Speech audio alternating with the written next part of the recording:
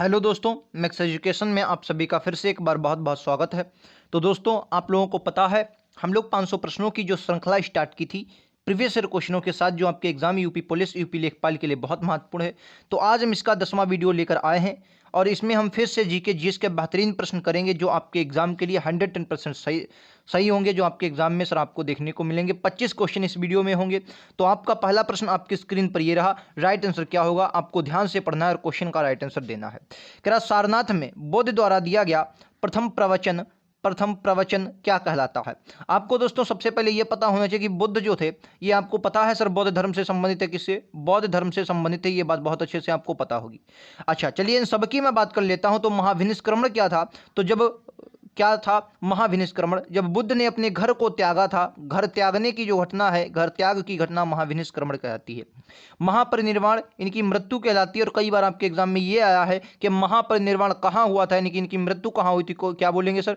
कुशीनगर में इनकी मृत्यु हुई थी, याद रखेंगे, ठीक है। और सारनाथ में जब इन्होंने पहला प्रवचन दिया तो उसे धर्मचक्र प्रवर्तन कहते हैं। क्या कहते हैं सर? धर्मचक्र प्रवर्तन कहते हैं। अच्छा, अगर आपके एग्जाम में पूछ दे कि सबसे ज्यादा इन्होंने कहां पर दिए, क्या नाम उसका, प्रवचन जो थे, सबसे ज्यादा उपदेश कहाँ दिए, तो क्या बोलेंगे? श्रावस्ती में। श्रावस्ती में इन्होंने सबसे ज्यादा उपदेश दिए थे, ये बात आपको याद रखना है। सबसे ज्यादा उपदेश दिए थे श्रावस्ती में। एक क्वेश्चन और आपको दिख रहा है, महामस्तकाभिषेक क्या है?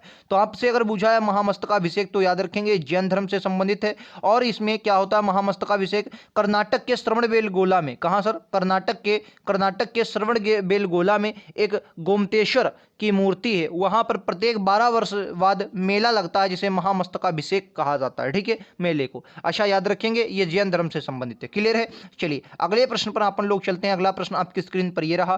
क्या पंचायती राज की त्रिस्तरीय समिति का गठन किसके द्वारा किया गया था? पंचायती राज की एक मोस्ट इंपोर्टेंट समिति है जिसको आप लोग सर बलवंत राय मेहता समिति के नाम से जानते हैं। इसका गठन 1957 में हुआ था, यह बात बहुत अच्छे से आपको याद रखनी है। और इसने सर त्रिस्तरीय पंचायती राज मतलब विकेंद्रीकरण की जो बात की, वर्तमान में जो हमारे यहाँ चल रही है वो त्रिस्तरीय पंचायत समिति मतलब त्रिस्तरीय पंचायत व्यवस्था ही चल रही है, ठीक है। अच्छा, अगर मैं अशोक मेहता की बात करूं तो इन्होंने 2 स्तरीय मांग की थी, ये बात बहुत अच्छे से आपको याद रखनी है। अगला क्वेश्चन आपकी स्क्रीन पर ये रहा। राइट आंसर क्या है? क्या रहा है कि the ministry of utmost happiness पुस्तक किसने लिखी थी? The ministry of utmost happiness किसने लिखी? और आपको यह भी बताना है the God of small thing किसने लिखी, ठीक है। The God of small thing, the God of small things किसने लिखी? तो आपको बहुत अच्छे से याद रखना, इन दोनों क्वेश्चनों का राइट आंसर अरुंधति राय होगा। The God of small thing थी, जो the God of small thing पुस्तक के लिए इन्हें सर 1997 में क्या मिला था? मान बुकर पुरस्कार मिला था, यह बात आपको याद रखनी। कौन सा? 1997 में मान बुकर पुरस्कार दिया गया था, यह बात बहुत अच्छे से आपको याद है। मान बुकर पुरस्कार कब दिया गया था? 1997 में दिया गया था, यह बात याद रखनी है, the God of small thing के लिए, ठीक है। अच्छा प्रश्न है आपके एग्जाम में, यह प्रश्न आ सकता है तो भूलना नहीं, 1997 में।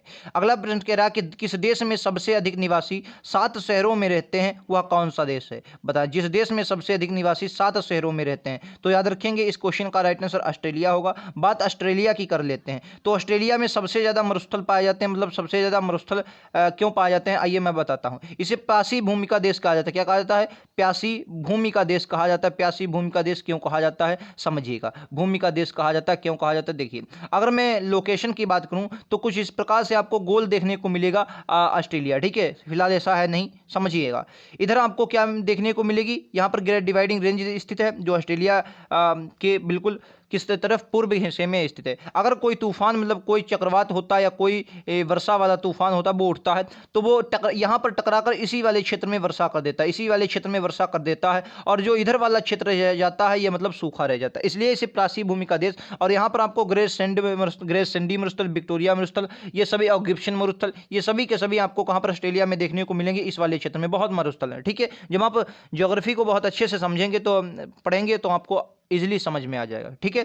तो चलिए अगले प्रश्न पर देखते हैं। अगला प्रश्न कह रहा सिंधुवाड़ी सभ्यता का पंतन नगर कौन था? देखिए सबसे पहले इंपॉर्टेंट प्रश्न है, आपको बहुत अच्छे से पता होगा। लोथल इस क्वेश्चन का राइट आंसर है। याद करेंगे लोथल की तो SR राव ने इसकी खोज की थी। किसने? SR राव ने। SR राव ने इसकी खोज की थी। कब की थी कहेंगे? 1954 में इसकी खोज हुई थी। 1954 में इसकी खोज हुई थी, SR राव ने की थी। एक बात और भी याद रखना, 1954 में SR राव ने इसकी खोज की थी। और ये कहां पर? गुजरात में है। गुजरात में, और किस नदी पर है ये सबसे ज्यादा पूछा जाता है, तो क्या बोलेंगे सर? भोगवा नदी पर, किस नदी पर है सर, भोगवा नदी पर पड़ता है। ये बात बहुत अच्छे से आपको याद रखनी, लोथल, ठीक है, ये सर राव ने इसकी खोज की थी। एक बात और मैं आपको बता देता हूं, यहां से और भी बहुत सी चीजें लोथल से मिली हैं। मोस्ट इंपोर्टेंट जो सबसे ज्यादा यही पूछा जाता है, यहां से फारस की मुद्रा मिली है, फारस की मुद्रा मिली है। अब फारस मतलब ईरान की जो मुद्रा मिली है, इससे ये पता चलता है कि यहां पर जो है व्यापार होता था, ठीक है, ये इसके साक्ष्य हैं। चलिए अगले प्रश्न पर हम दोस्तों चलते हैं। अगला प्रश्न आपकी स्क्रीन पर ये रहा कि रहा है 2020 में पद्म विभूषण पुरस्कार किसे प्राप्त नहीं हुआ। 2020 में पद्म विभूषण पुरस्कार किसे प्राप्त नहीं हुआ, तो याद रखेंगे आनंद महिंद्रा इस क्वेश्चन का राइट आंसर होगा। इनको 2020 में पद्म विभूषण पुरस्कार नहीं दिया गया। क्लियर है। चलिए अगले प्रश्न पर दोस्तों चलते हैं। अगला प्रश्न आपकी स्क्रीन पर ये रहा, राइट आंसर क्या होगा। क्या रहा है विक्रमशिला विश्वविद्यालय की स्थापना किसने की थी। विक्रमशिला विश्वविद्यालय की स्थापना किसने की। विक्रमशिला बूझ लिया जाए या सोम विहार, जिसे सोमपुरा भी कहते हैं, सोम विहार आपसे बूझ लिया, सोमपुरा विहार बूझ लिया जाए, तो इन दोनों की स्थापना किसने की थी, कहेंगे धर्मपाल ने की थी। धर्मपाल जो है पाल वंश का मोस्ट इंपोर्टेंट शासक है, और धर्मपाल ही वे पाल वंश के पहले शासक थे जो कहां पर आपको त्रिपक्षीय संघर्ष में देखने को मिलेंगे। किसमें सर, त्रिपक्षीय संघर्ष में आपको देखने को मिलेंगे। ये बात बहुत अच्छे से आपको याद रखनी है, ठीक है, त्रिपक्षीय संघर्ष में देखने को मिलते हैं धर्मपाल, ठीक है, ये क्लियर है, ये बात आपको याद रखनी है। त्रिपक्षीय संघर्ष में पाल वंश के शासक थे, और आपको याद रखना राष्ट्रकूट थे, राष्ट्रकूट थे। ये कई बार आपके एग्जाम में आया कि साफ साफ बुझ लिया कि त्रिपक्षीय संघर्ष में कौन कौन शासक थे, और आपके प्रतिहार, ठीक है, ये तीन शासक आपको देखने को मिलते हैं त्रिपक्षीय संघर्ष में। क्लियर है। चलिए अगला प्रश्न, कह रहा कर्क रेखा निम्नलिखित में से किस राज्य से होकर गुजरती है।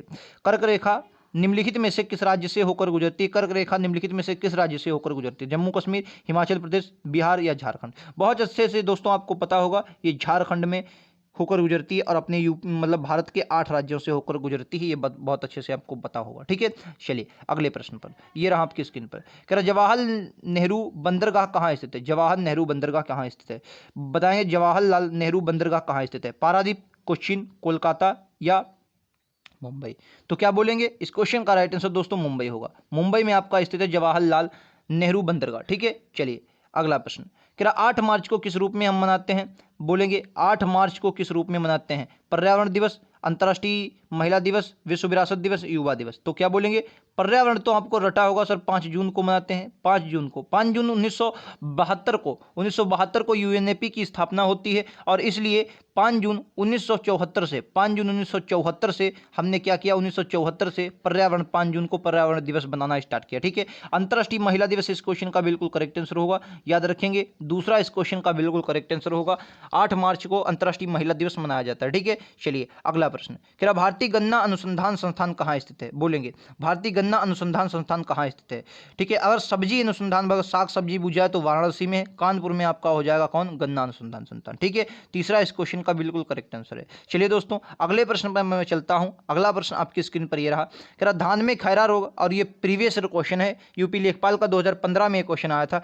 कि धान के खैरा रोग का उपचार किस तत्व से किया जाता है। और ये क्वेश्चन मतलब इस प्रकार से आया था, जो कि धान में खैरा रोग लगता है वो किसकी कमी के कारण लगता है, ठीक है। तो कमी किसकी होगी, जिंक की कमी होती है। जिंक की जब कमी हो जाती है तो धान में खैरा रोग लग जाता है, तो उपचार के लिए जिंक। अच्छा, इसमें कई बार आपसे ये भी पूछ सकता है, अब जिंक किस प्रकार से, आप मान लिया या तो आप सिंचाई कर रहे हो, क्या कर रहे हैं सर, सिंचाई जब करें, लेखपाल के लिए बहुत इंपॉर्टेंट प्रश्न है। सिंचाई करते वक्त क्या करें, सिंचाई के करते वक्त या तो पानी जो लगाते हैं आप लोग, पानी में क्या करें, जिंक को मिला दें, या तो फिर जिंक की छिड़काव कर दें। जिंक का छिड़काव यूरिया में मिलाकर, ठीक है, यूरिया में मिलाकर जिंक का छिड़काव कर दें। ये आपके उपचार भी आपके एग्जाम में हो सकता है, पूछ लिया जाए, ठीक है। तो जिंक की कमी से होता है खैरा रोग। अगर आपसे पूछ दे कि मक्का की जो पत्ती होती है, मक्का की पत्ती में जो बिल्कुल अंत में जैसे इस प्रकार की मक्का की पत्ती होती है, तो यहां पर जो सफेद हो जाता है, ये क्वेश्चन पूछा गया है कि सफेद रंग हो जाता है, वो किसकी कमी से, वो भी आप बोलेंगे जिंक की कमी से ही ऐसा होता है, ठीक है, जिंक की कमी से ही ऐसा होता है, ठीक है। याद रखेंगे, प्रश्न आपके भूलने वाले नहीं है, आपको याद रखना है, ठीक है। चलिए अगला प्रश्न आपकी स्क्रीन पर ये रहा, कि किसके शासनकाल में मराठा प्रमुख संभाजी को फांसी की सजा दी गई थी। देखिए संभाजी जो थे शिवाजी के पुत्र थे, ठीक है, शासनकाल में मराठा प्रमुख संभाजी को फांसी की सजा दी गई थी। तो याद रखेंगे, इस क्वेश्चन का राइट आंसर औरंगजेब हुआ। आपको पता होगा औरंगजेब 1600 कितने सर, 58 से आपको 1707 के बीच देखने को मिलता है, 1707 के बीच कौन, औरंगजेब, ठीक है। शाहजहां की बात करेंगे, जहांगीर कब तक थे? ये 27 तक रहते हैं शायद, ठीक है, मुझे एग्जैक्ट याद नहीं आ रहा है। फिलहाल ये 1605 में गद्दी पर बैठे थे और 27-28 तक लगभग रहे थे। हाँ, 27-28 तक होगा, ये अकबर लिखा हुआ, अकबर लिखा, ठीक है। तो आपको ये बात याद रखनी। औरंगजेब के बारे में याद रखेंगे, इसे जिंदा पीर कहा जाता था। क्या कहा जाता था? जिंदा पीर कहा जाता था, याद रखेंगे औरंगजेब के बारे में। यह प्रश्न आपके एग्जाम में कई बार पूछा गया, ठीक है। चलिए अगले प्रश्न पर दोस्तों चलते हैं। अगला प्रश्न आपकी स्क्रीन पर ये रहा, क्या सूफी संप्रदाय का उद्भव हुआ था? देखिए सूफी संप्रदाय जो था इसका उद्भव कहां से होता है? देखिए सूफी संप्रदाय का क्या मतलब है, आप देखते हैं कि जब भी किसी न किसी धर्म में कोई बुराइयां, कोई कुरीतियां आई हैं, जैसे हम क्या देखते हैं सर, वैदिक काल देखते हैं। वैदिक काल जब हम देखते हैं तो वैदिक काल को हम जब पढ़ते हैं तो वैदिक काल में क्या देखते हैं, कुकर्म होने लगे थे, जैसे यज्ञ वगैरह होने लगे थे, बलि देने लगे थे, कांड वगैरह होने लगे। तो कुछ लोगों ने धर्म, मतलब हर धर्म का कोई ना कोई विरोध होता है। तो यहाँ पर वैदिक काल से जब लोग तंग आए तो लोगों ने क्या किया, जैन धर्म और बौद्ध धर्म के बारे में मतलब जैन धर्म और बौद्ध धर्म को ग्रहण करना स्टार्ट कर दिया, ठीक है। और तभी जैन धर्म और बौद्ध धर्म हमारे सामने आए। इसी प्रकार से जब ये हिंदू धर्म में हो गया, फिर जब मुस्लिम धर्म में आप देखते हैं, जब इतिहास को आप पढ़ते हैं, जब कुरीतियाँ आई मुस्लिम धर्म में, तो क्या देखते हैं, इस्लाम धर्म से संबंधित क्या आता है, सूफी संप्रदाय आता है, ठीक है। जब आप हिस्ट्री को समझेंगे तो अपने आप इन बातों को आप समझ सकते हैं, ठीक है। तो चलिए दोस्तों अगले प्रश्न पर हम चलते हैं। अगला प्रश्न आपकी स्क्रीन पर ये रहा, क्या भारत में न्यायिक सक्रियता से संबंधित कौन सा है? भारत में न्यायिक सक्रियता संबंधित है तो आपको याद रखना जनहित याचिका से संबंधित है, याद रखेंगे न्यायिक सक्रियता। राइट आंसर क्या होगा? दूसरा इस क्वेश्चन का, ये यूपी पुलिस के लिए बहुत इंपॉर्टेंट प्रश्न है। ऐसे प्रश्न आपके एग्जाम में दोस्तों बनेंगे। पॉलिटी के क्वेश्चन लगभग आपके एग्जाम में ये मान लीजिए कि 6 से 7 प्रश्न आपको पॉलिटी के देखने को मिलेंगे, ठीक है, यूपी पुलिस में। चलिए अगला प्रश्न आपकी स्क्रीन पर ये रहा, क्या संविधान की 11वीं अनुसूची निम्नलिखित में से किससे संबंधित है? बहुत अच्छा प्रश्न है। देखिए मूल संविधान में 8 ही अनुसूचियां थी, उसके बाद नवीं अनुसूची तुरंत पहले संविधान संशोधन 1951 के द्वारा जोड़ी गई, 10वीं फिर जोड़ी गई 52वें संविधान संशोधन 1985 के द्वारा, 52वें संविधान, फिर 92वें संविधान संशोधन के द्वारा क्या जोड़ी गई, पंचायती राज जोड़ी गई, ठीक है, याद रखेंगे पंचायती राज से संबंधित है। कौन सी? 11वीं अनुसूची। अगर 12वीं की बात करेंगे तो नगर पालिका से 12वीं अनुसूची, ठीक है। चलिए अगले प्रश्न पर दोस्तों चलते हैं। अगला प्रश्न आपकी स्क्रीन पर ये रहा, क्या प्रोटीन की अधिकतम मात्रा पाई जाती है किसमें? अरहर में, उड़द में, सोयाबीन या गेहूं? तो आपको याद रखना है प्रोटीन की अधिकतम मात्रा जो होती है वो सबसे ज़्यादा सोयाबीन में पाई जाती है। और सोयाबीन में अग्रणी राज्य कौन सा है? तो बोलेंगे एमपी। एमपी जो होता है आपके दलहन तिलहन में ये आपके नंबर 1 पर है, ये बात आपको याद रखना है। गेहूं में अगर नंबर 1 कहें तो यूपी है, और गेहूं में सबसे ज़्यादा कार्बोहाइड्रेट पाया जाता है, ठीक है। ये बात बहुत अच्छे से लेखपाल वाले याद रखेंगे, ठीक है। चलिए दोस्तों, अगर दोस्तों आपको वीडियो पसंद आ रहा हो, हम लोग इस वीडियो में फिर से मैं आपको बता देता हूं, इस वीडियो में हम लोग कितने प्रश्न करने वाले हैं। तो आप कहेंगे इस वीडियो में हम लोग 25 प्रश्न करने वाले हैं।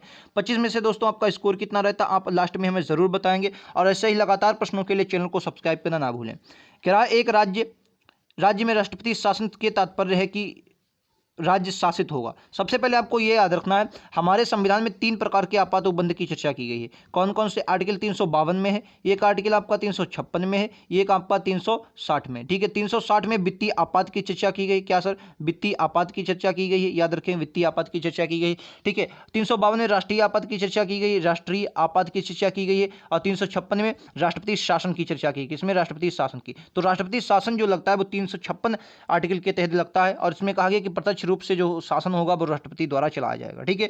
यानी कि कोई भी अगर क्षेत्र में राष्ट्रपति शासन लगता है तो वह प्रत्यक्ष रूप से राष्ट्रपति द्वारा चलाया जाएगा। ये बात आपको बहुत अच्छे से याद रखनी है, ठीक है। तो पहला इस क्वेश्चन का बिल्कुल करेक्ट आंसर होगा आपके लिए, 110% ये सही साबित होगा। आपके एग्जाम में ये प्रश्न आएगा। फिर भारत में सबसे लंबी हाईवे जाती है, कौन सी है? बोलेंगे कोलकाता से जम्मू तक, जम्मू से कन्याकुमारी, वाराणसी से कन्याकुमारी। इस क्वेश्चन का बिल्कुल करेक्ट आंसर होगा। आपको याद रखना तीसरा राइट आंसर है, ठीक है। भारत की सबसे लंबी हाईवे वाराणसी से कन्याकुमारी तक जाती है। क्लियर है? अगला प्रश्न, क्या भारत में सबसे प्रथम मुस्लिम आक्रमणकारी कौन था? देखिए अगर आपने हिस्ट्री को बहुत अच्छे से पढ़ा होगा तो आपको पता होगा भारत में सबसे प्रथम आक्रमण जो हुआ था वो 711 ईस्वी में उबैदुल्लाह के नेतृत्व में हुआ था। किसमें? उबैदुल्लाह के नेतृत्व में हुआ था। ये बात आपको याद रखना, ठीक है। और ये जो आक्रमण हुआ उबैदुल्लाह के नेतृत्व में, इसने सिंध पर आक्रमण किया, सिंध वाले क्षेत्र पर। और सिंध पर उस वक्त किसका? दाहिर का शासन था। किसका? दाहिर का शासन था। और दाहिर ये अच्छा खासा शासक था, बहुत ताकतवर शासक था। तो दाहिर ने उबैदुल्लाह को पराजित कर दिया। जब उबैदुल्लाह पराजित हो गया तो 711 ईस्वी में पुनः बुदेल के नेतृत्व में, किसके सर? बुदेल के, किसके नेतृत्व में, एक मिनट, बुधैल के नेतृत्व में फिर से आक्रमण हुआ। किसके नेतृत्व में, बुधैल के नेतृत्व में। ये अरब आक्रमण थे सभी के सभी। जो आपके उबैदुल्लाह ने 711 ईस्वी में किया वो भी अरब आक्रमण था, और फिर बुधैल ने 711 ईस्वी में किया वो भी आपका अरब आक्रमण था। 711 में बुधैल ने किया, इसको भी किसने, दाहिर ने पराजित कर दिया। फिर क्या हुआ, फिर जब भैया देखा कि दाहिर शासन अच्छा चला रहा था, ताकतवर शासक था, फिर 712 ईस्वी में किसको, 712 ईस्वी में मोहम्मद बिन कासिम को भेजा जाता है, और मोहम्मद बिन कासिम आया और फिर दाहिर को पराजित किया। ठीक है, तो 712 ईस्वी में आपको याद रखना है, 712 ईस्वी में मोहम्मद बिन कासिम ने आक्रमण किया था, ये बात आपको याद रखना है। और इसलिए हम पहला कहते हैं क्योंकि ये पहला सफल आक्रमण था। बाकी दो तो ये असफल आक्रमण हुए, लेकिन पहला सफल आक्रमण मोहम्मद बिन कासिम ने किया था। ठीक है, याद रखेंगे। अगले प्रश्न पर दोस्तों चलते हैं। अगला प्रश्न आपकी स्क्रीन पर ये रहा, राइट आंसर इस क्वेश्चन का क्या होगा। कह रहा केंद्रीय चमड़ा अनुसंधान संस्थान कहाँ स्थित है, मुंबई, कानपुर, चेन्नई, लुधियाना। राइट आंसर क्या है, केंद्रीय चमड़ा अनुसंधान संस्थान क्या बोलेंगे, चेन्नई। तीसरा इस क्वेश्चन का बिल्कुल करेक्ट आंसर है, चेन्नई में आपका स्थित है केंद्रीय चमड़ा अनुसंधान संस्थान। ठीक है, चलिए अगले प्रश्न पर चलते हैं। अगला प्रश्न आपकी स्क्रीन पर ये रहा, करंट के क्वेश्चन है कुछ, बाकी अभी हमने जो भी किए प्रीवियस ईयर क्वेश्चन थे, अब हम करंट के कुछ क्वेश्चन देखेंगे। 4 प्रश्न होंगे जो आपके एग्जाम के लिए बहुत इंपॉर्टेंट है। ठीक है, कह रहा एयर इंडिया के मुख्य कार्यकारी अधिकारी और प्रबंधक निदेशक सीईओ और एमडी के रूप में किसे नियुक्त किया गया। आपको पता है एयर इंडिया जो है वो टाटा ने खरीद ली है। अब जो इसके एन चंद्रशेखरन इस क्वेश्चन का राइट आंसर होगा। जो आपके इसके सीईओ और एमडी बने हैं वो कौन बने हैं, एन चंद्रशेखरन बने हैं। तो चौथा इस क्वेश्चन का दोस्तों बिल्कुल करेक्ट आंसर। ठीक है, अगला प्रश्न आपकी स्क्रीन पर ये रहा, क्या किस राज्य में भारत का पहला digital water data aquarium launch किया गया। आपको बताना है किस राज्य में भारत का पहला digital water data aquarium launch किया गया। तो ये बंगलुरु कर्नाटक में। कहाँ सर, कर्नाटक में। चौथा इस क्वेश्चन का बिल्कुल करेक्ट आंसर होगा। ठीक है, करंट के क्वेश्चन भी हाल ही का है। ठीक है, चलो आपको याद रखना है। अगले प्रश्न पर दोस्तों चलते हैं, करंट के और 2 क्वेश्चन हम देखेंगे। कह रहा वाफ्टा अवार्ड 2022 में अग्रणी अभिनेता पुरस्कार किसे मिला है। तो वाफ्टा अवार्ड 2022 में जो अग्रणी अभिनेता का पुरस्कार मिला विल स्मिथ को दिया गया, और इनको ही क्या दिया गया है, इनको ऑस्कर भी दिया गया। ठीक है, इसी साल। तो आपको याद है पहला इस क्वेश्चन का बिल्कुल करेक्ट आंसर होगा। अगले प्रश्न पर चलते हैं। अगला प्रश्न आपकी स्क्रीन पर ये रहा, क्या माई 11 सर्किल फैंटेसी स्पोर्ट प्लेटफॉर्म के लिए नए ब्रांड एम्बेसडर के रूप में किसे नियुक्त किया गया है। तो क्या बोलेंगे, शुभमान गिल और ऋतुराज गायकवाड़ को नियुक्त किया गया। ठीक है, चौथा इस क्वेश्चन का बिल्कुल करेक्ट आंसर होगा। ठीक है, तो ये करंट के 4 प्रश्न थे। मैंने आपके लिए 25 प्रश्नों में से कितना स्कोर रहा आप हमें जरूर बताएंगे। 21 प्रश्न हमने प्रीवियस ईयर किए, 4 प्रश्न करंट के जो बहुत जरूरी है आपके लिए वो भी हमने किए, और बहुत अच्छे से एक्सप्लेनेशन को समझा। ये प्रश्न आपको कैसे लगे कमेंट बॉक्स में आप जरूर बताएंगे, और इसे लगातार प्रश्नों के लिए आप 500 प्रश्नों की श्रृंखला को पूरा देखें। प्लेलिस्ट आपको मिल जाएगी, जाकर आप चैनल पर प्लेलिस्ट को ढूंढ सकते हैं। बहुत इंपॉर्टेंट आपके सभी के सभी वीडियो हैं होने वाले हैं प्रीवियस ईयर क्वेश्चनों के साथ। तो मिलते हैं अगले वीडियोज में, आज के लिए इतना ही। Thank you.